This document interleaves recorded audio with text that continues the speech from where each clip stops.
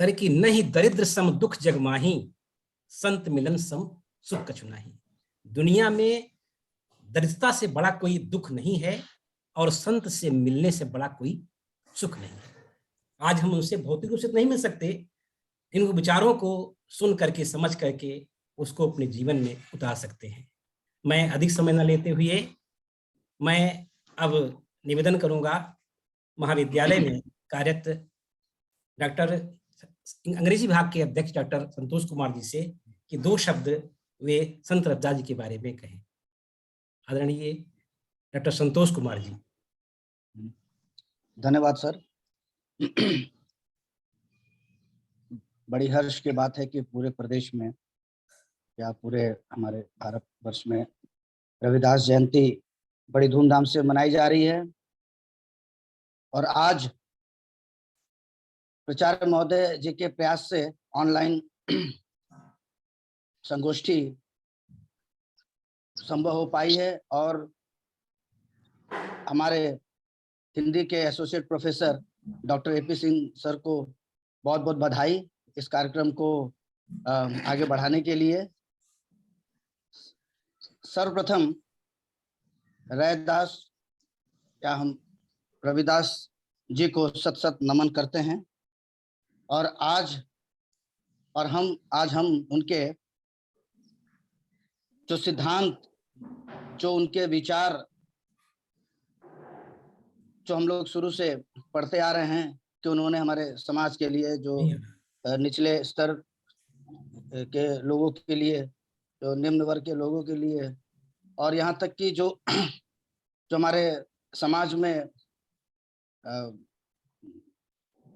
सभी वर्गों के लिए इन्होंने हमेशा संदेश दिया है कि हमें बिना मतभेद के हमें समाज में एक दूसरे से मिलकर एक दूसरे का सहयोग करें और समाज को आगे बढ़ाएं और समाज से हम भेदभाव खत्म करें, तभी हम एक अच्छा समाज बना पाएंगे, एक अच्छा राष्ट्र बना पाएंगे।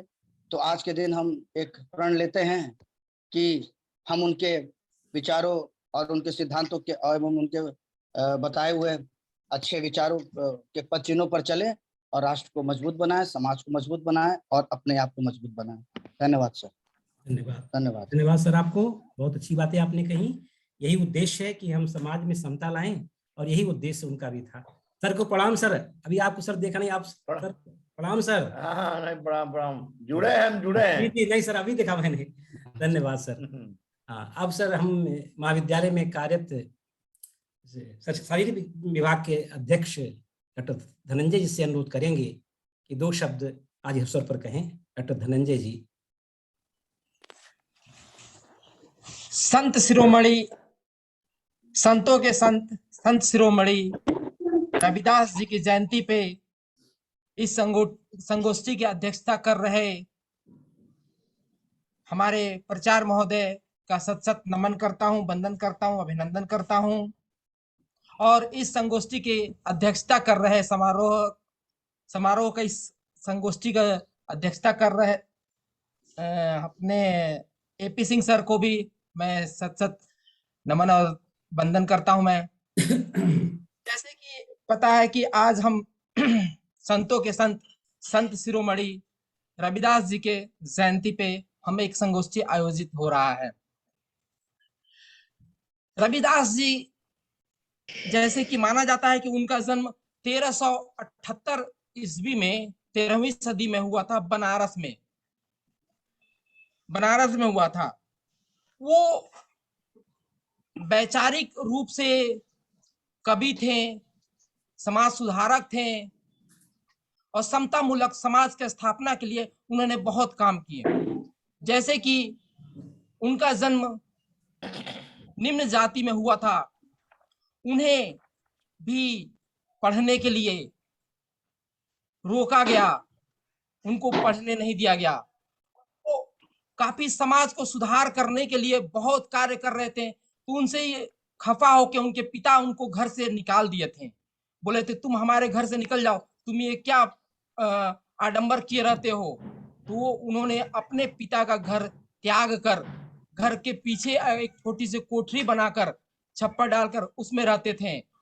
जैसे कि पता है कि उन्होंने समाज को सुधारने के लिए बहुत सारे कार्य किए। और एक समय की बात मैं बताऊं कि उनके शिष्यों में मीराबाई भी उनके शिष्यों में थी। एक बार बाबर जो मुगल साम्राज्य का पहला शासक था जो भारत आया था, वो गया मिलने के लिए रविदास जी से।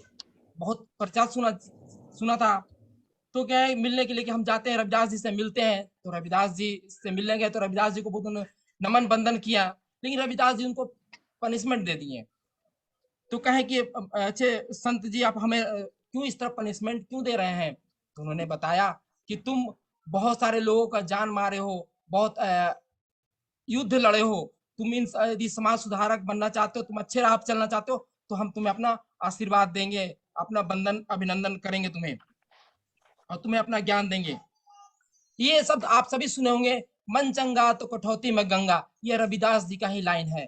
ये घटना इस प्रकार है कि रविदास जी वो जूता सिलने का काम करते थे। वो तो कुछ पंडित लोग जा रहे थे गंगा स्नान के लिए जा रहे थे। तो रविदास जी से बोले कि रविदास जी आप भी चलो गंगा स्नान कर लो, गंगा को दान पुण्य कर लो।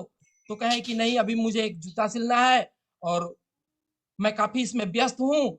जिसने मुझे दिया है उसे मुझे ये जूता देना है। यदि मैं जूता नहीं समय पे दे पाया तो ये मेरे लिए कर्म और धर्म दोनों के विपरीत होगा।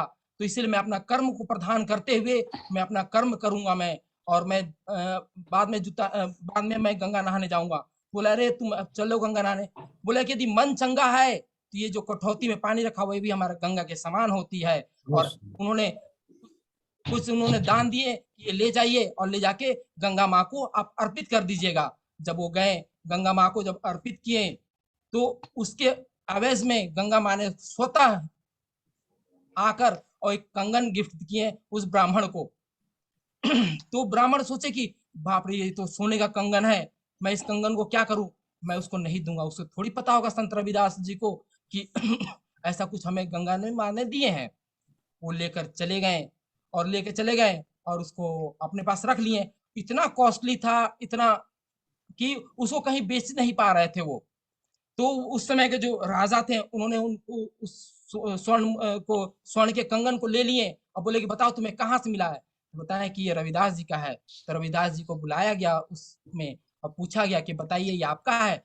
बोला महाराज ये कंगन मेरा है, माँ गंगा के द्वारा दिया गया है, लेकिन ये मुझे नहीं, इनको दिया गया था कि हमें पहुंचा दे, इन्होंने हमें नहीं पहुंचाया और अपने पास रख लिए। तभी से ये कहा जाता है कि यदि आपका मन साफ है, स्वच्छ है, निर्मल है, तो आपको सभी जगह अच्छा माना जाता है। कभी भी किसी भी जात जन से कोई बड़ा नहीं होता है, कर्म से बड़ा होता है। इन्होंने समता मूलक समाज की स्थापना के लिए बहुत कार्य किए। इन्होंने हमेशा अपने आप को समाज सुधारक, कवि, लेखक, दार्शनिक, हर तरह से इन्होंने समाज की सेवा की। इन्हीं सब शब्दों के साथ तो मैं बहुत कुछ चाहता हूं, लेकिन आज कुछ व्यस्तता है, इस कारण से मैं, क्योंकि 10 बजे हमारे बच्चे का भी ऑनलाइन क्लास है, इसलिए मैं इन सब शब्दों के साथ मैं फिर से बोलता हूँ, संत रविदास जी को नमन करते हुए, आप सभी को नमन करते हुए, जय हिंद, जय भारत, जय संविधान, जय हिंद।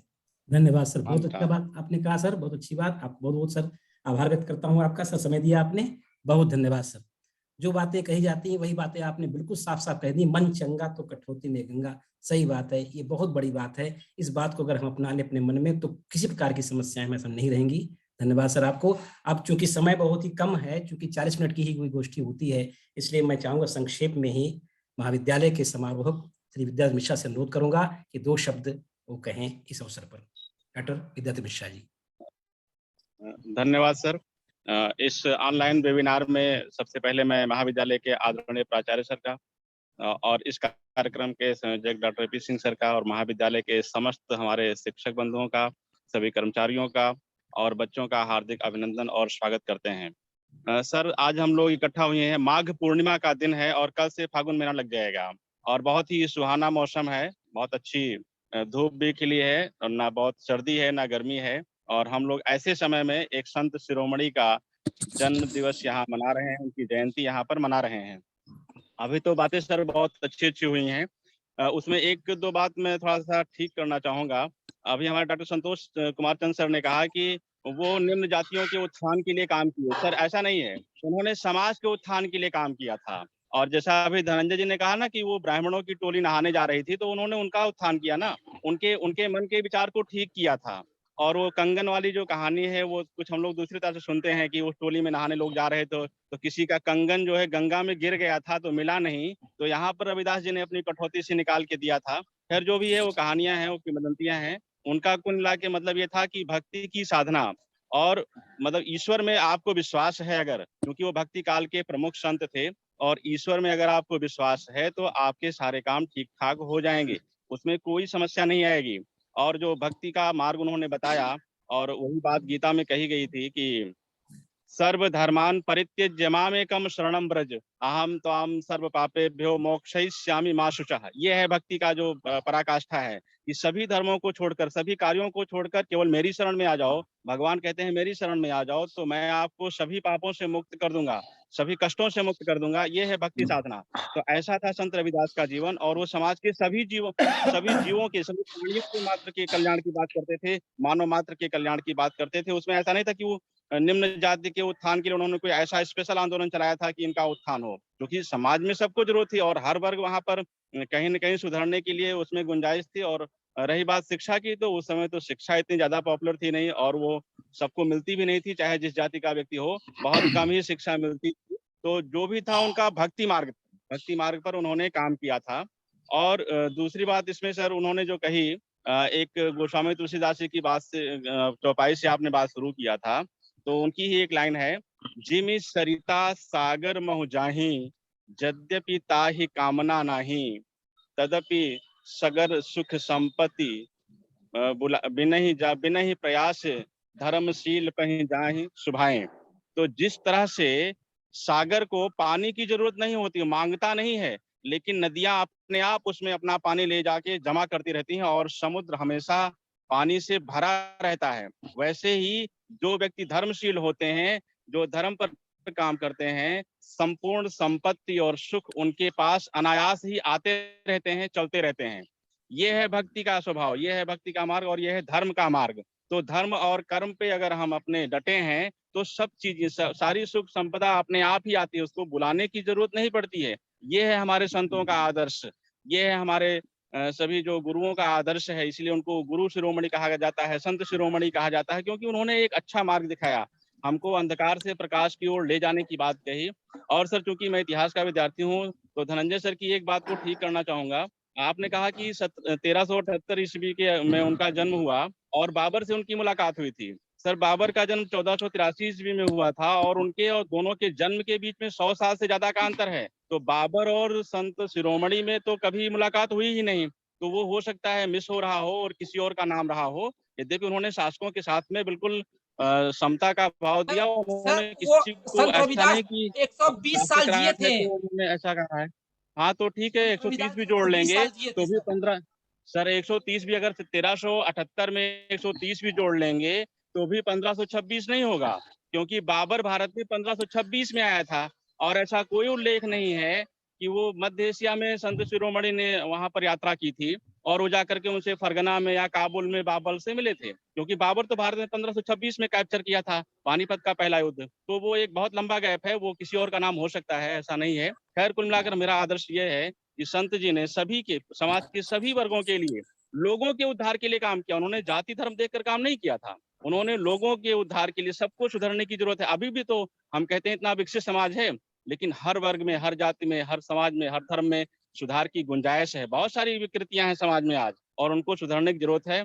इसी बात के लिए, इन्हीं सब वाणी के साथ मैं अपनी बात को विराम देता हूँ, क्योंकि सर भी बता रहे हैं समय थोड़ा कम है, तो अभी और भी लोगों को बोलना है। बहुत बहुत धन्यवाद सर, आपने हमें अवसर दिया, इसके लिए हम आपके बहुत आभारी हैं। धन्यवाद। धन्यवाद सर। लेकिन मिश्रा जी, जी सर। जी सर। हाँ जी सर। सिंह साहब, जी सर। जी मिश्रा जी का वक्तव्य जी जी बिना उनके प्रभु जी तुम चंदन हम पानी जी, के जी, बिना जी। पूरा नहीं होगा। नहीं, तो हाँ, मिश्रा जी से एक बार अनुरोध किया जाए जी, जी, कि जी। वो इस गीत को बहुत अच्छी तरह से राग गाएं। से गाते हैं। जी, हैं? जी, तो अभी वो गीत उनके पास हो तो उसका वाचन से हम लोगों को वंचित ना करें। सर 1-2 लाइन याद है, जो पूरा तो नहीं याद है। नहीं, नहीं सर, हाँ, एक बार सुना हाँ, दें। हाँ, बहुत बढ़िया बात सर। जी। तो सर सब लोग अगर साथ दें हमारा, तो फिर हम कहते हैं एक साथ। हाँ, बिल्कुल, बिल्कुल। प्रभु जी तुम चंदन हम पानी, प्रभु जी प्रभु तुम जी तुम चंदन तुम हम चंदन हम पानी, पानी, जाकी अंग अंग बास समानी, जाकी जाकी अंग की अंग अंग अंग अंग बास बासी समानी। समानी। प्रभु जी तुम चंदन हम पानी, प्रभु जी तुम तुम चंदन चंदन हम हम पानी। पानी। बहुत बढ़िया धन्यवाद। सर, बहुत सुंदर सर, बहुत सुंदर। धन्यवाद सर। सर आपकी नहीं, आपका ये गीत। लेकिन ये तो एक ही पंक्ति सुनाए, ये नहीं पूरा सर, गीत हाँ, बढ़िया सुनाते हैं। हाँ, चलिए तब तक और वक्ता लोगों को अवसर दिए, तब तक ये हो सकता है तैयार हो जाए। जी, जी, जी, जी। हाँ, धन्यवाद सर, बहुत अच्छी बातें आपने बताई। वास्तव में सत्य कहा आपने सर कि संत रविदास जी ने किसी जाति विशेष के लिए काम नहीं किया था, संपूर्ण समाज के उत्थान की बात की थी उन्होंने। तो अच्छी बात आपने कहा सर। इसी के साथ सर मैं अब इस महाविद्यालय में कार्यरत संस्कृत विभाग के अध्यक्ष आदरणीय डॉक्टर आसाराम से अनुरोध करूंगा कि 2 शब्द इस अवसर पर कहें। डॉक्टर आसाराम जी। बहुत बहुत धन्यवाद सर। आवाज आ रही सर? जी, जी, जी, जी। आज के इस संगोष्ठी की अध्यक्षता कर रहे आदरणीय प्राचार्य महोदय और इस कार्यक्रम का संचालन कर रहे डॉक्टर सिंह साहब और हमारे समस्त अधिकारीगण एवं प्रिय छात्राओं, जैसा कि हम सभी लोग जानते हैं कि आज भक्तकालीन संत और समाज सुधारक संत रविदास जी की जयंती है। अभी मिश्रा जी की बात सुने हम तो लगा कि इस संगोष्ठी को एक शास्त्रार्थ में बदलने का प्रयास किया जा रहा है। जो कुछ भी आदमी कह रहा है वो सब अपने हिसाब से हो, भले ही शब्द उसके थोड़ा गलत लग रहे हों, लेकिन भाव जो उसका है वो बिल्कुल सही है। तो आज हमें उस चक्कर में ना पड़ करके हमें ध्यान देना चाहिए कि उन्होंने आखिर क्या उपदेश दिया था और वो हमारे लिए और हमारे समाज के लिए कितने उपयोगी हैं। अभी सिंह साहब ने शुरू में ही कहा था कि जब हम संत से मिलने जाते हैं तो समझिए हमारे पुण्य पहले से ही शुरू हो जाते हैं। तो आज हम संत रविदास जी के विचारों पर थोड़ा मनन मंथन कर रहे हैं, चिंतन कर रहे हैं और सुन भी रहे हैं। तो ये एक समझिए हम लोग एक यज्ञ में शामिल हो रहे हैं। कहा भी गया है, किसी ने कहा है कि संत मिलन को जाइए तज माया विश्वास और ज्यों ज्यों पग आगे धरे कोटिक यज्ञ समान। तो आज हम लोग एक यज्ञ कर रहे हैं और इस यज्ञ में हमें उनके उपदेशों को आज बात करना है, क्योंकि कहा यह जाता है कि मतलब जो निरक्षर होता है उससे पढ़ने वाला श्रेष्ठ होता है और जो पढ़ने वाला होता है वो ग्रंथों को पढ़ने वाला श्रेष्ठ होता है, लेकिन उस पढ़ने वाले से वह व्यक्ति श्रेष्ठ होता है जो उनके द्वारा बताए गए या ग्रंथों में सुझाए गए उपदेशों का अनुसरण करता है। तो आज हमें संत रविदास जी के जो उपदेश हैं उनको अपने जीवन में उतारने की जरूरत है। जैसे अभी बात हुई कि वे समता मूलक समाज की स्थापना करना चाहते थे। वास्तव में जो ऊंची जाति का होता है वही नीची जाति वालों से नफरत करता है, वही नीची जाति वालों से भेदभाव करता है। इसलिए उन्होंने बताया कि वास्तव में कोई भी व्यक्ति ना तो ऊंचा होता है जाति के आधार पर, ना तो कोई नीचा होता है। जिस व्यक्ति के कर्म अच्छे होते हैं वो ऊंचा होता है और जिसके कर्म नीचे होते हैं वो नीचा होता है। उन्होंने यही कहा था कि जन्म के कारण होत न को नीच, जन्म के कारण होत न को नीच, नर को नीच करे डारी है ओछे कर्म की कीच। ये उन्होंने कहा था कि जो जिसके कर्म नीच होंगे, ओछे कर्म होंगे, वो वास्तव में निश्चित रूप से नीच व्यक्ति होगा, घृणित व्यक्ति होगा और जन्म के कारण कोई भी ऊंच नीच नहीं होता है। फिर उन्होंने कहा था कि जितने भी यहाँ पर लोग हैं वो सभी ईश्वर की ही संतान है। कहा था उन्होंने कि जन्म जात मत पूछिए, का जात और पात, रैदास पूत सब प्रभु के, कोई न जात कुजात। जब कोई जाति और कुजात नहीं है, और अब ये माना जाएगा कि रैदास सुनने का काम, यह बात उन्होंने इसलिए कही होगी क्योंकि उन्होंने उस समस्या को झेला होगा, और आज भी वो चीजें समाज में दिखाई दे रही हैं। अभी कहीं आप चले जाइए तो होगा फला हरिजन है, उनके यहाँ खाने लायक नहीं है, उनके यहाँ पीने लायक नहीं है, वे लोग नीच हैं। आज भी वो चीज समाज में दिखाई देती है, और उस समय किस स्थिति में रही होगी, इसी को सोच करके उन्होंने ये सब बात उपदेश दिया होगा कि कम से कम लोग जात के आधार पर ऊंच नीच का भेदभाव ना करें। फिर मन चंगा कठौती में गंगा पे धनंजय कुमार जी ने भी बढ़िया व्याख्या की और उसका सुधार किया, कुछ हमारे मिश्रा जी ने।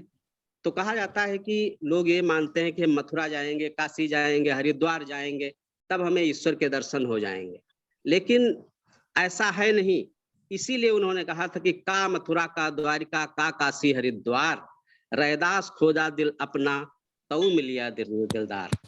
उनका कहना था कि यदि हम अपने दिल को खुद खोजेंगे तो निश्चित रूप से हमारे अंदर ही हमको ईश्वर मिल जाएगा।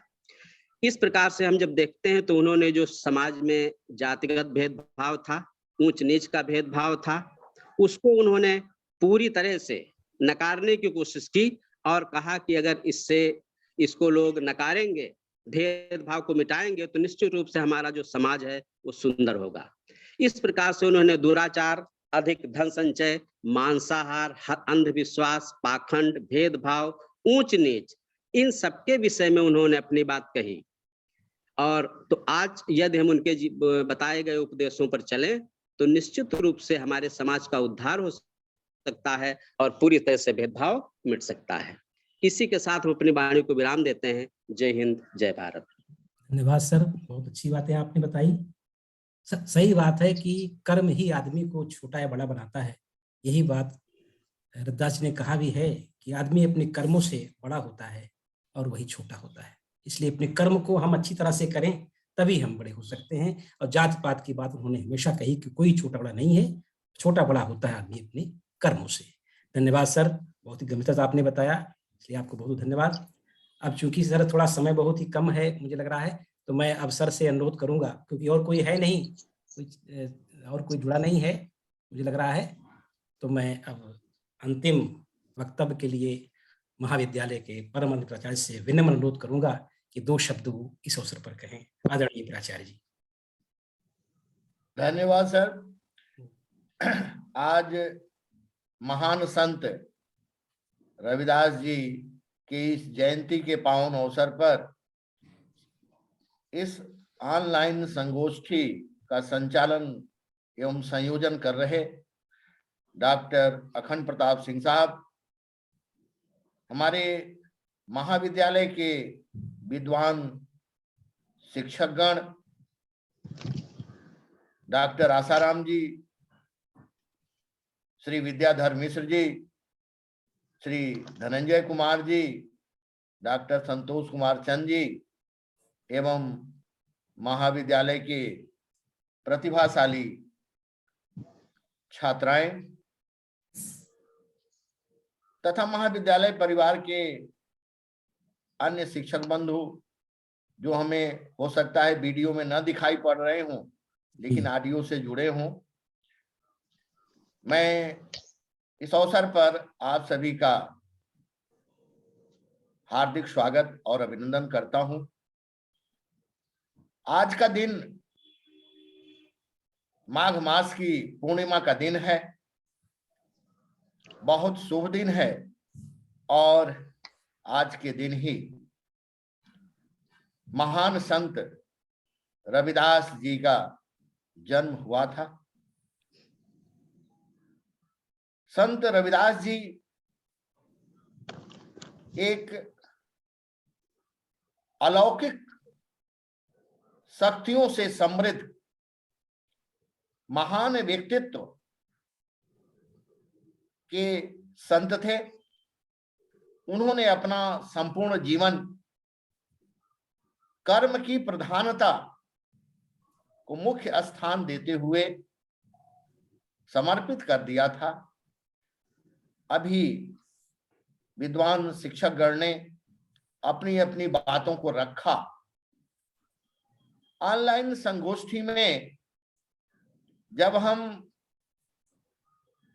कुछ तैयारी करके अपने विचारों को प्रकट करने के लिए जुड़ते हैं, हमारा उद्देश्य होता है कि हम छात्राओं तक सही चीजें, सही ज्ञान पहुंचाएं। और जब इस उद्देश्य के साथ हम संगोष्ठी में अपने विचारों को रखते हैं तो जितना हमारी अधिकतम जानकारी है उसके अनुसार हम तथ्यों को प्रकट करते हैं। कहा जाता है कि इस महान संत का जन्म वाराणसी में हुआ था। सीर गोवर्धन स्थान है जहां आज संत रविदास जी का भव्य मंदिर है। महान संत जब विद्या अध्ययन के लिए काशी में गुरुओं से संपर्क किए सर तो थोड़ा बहुत सर टाइम सर खत्म हो रहा है सर, एक बार दोबारा सर जुड़ा जाए मीटिंग से, फिर सब टाइम मिल जाएगा सर। हाँ जुड़ जाया जाए। जी सर, हाँ इसको रोक करके फिर दोबारा जुड़ा जाए, फिर सब जुड़ जाया आराम जाए से। क्योंकि जी सर, हाँ बहुत बढ़िया सर बता रहे हैं आप। तो इस मीटिंग खत्म करके फिर दोबारा जुड़िए 5 मिनट बाद सर। ठीक है, ठीक है। जी जी सर, हाँ टाइम खत्म हो रहा है। Reconnect again. जी जी जी,